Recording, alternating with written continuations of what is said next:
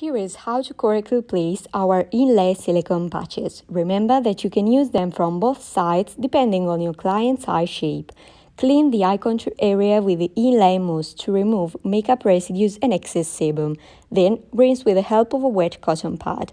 The shiny side is the one to be applied in contact with the skin. Remember to wet it slightly to get maximum adherence. Place it carefully on the eye and block the lower lashes. Wait a few minutes until the water dries. Now you can check if any upper lash is blocked under the patch and pull it out. Then you can start your treatment.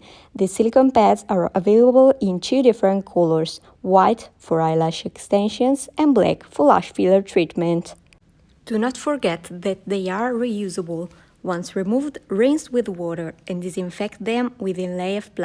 Since they are 100% platinum silicone, you can also autoclave them as a last step. With a pair of patches, you can do over 150 treatments.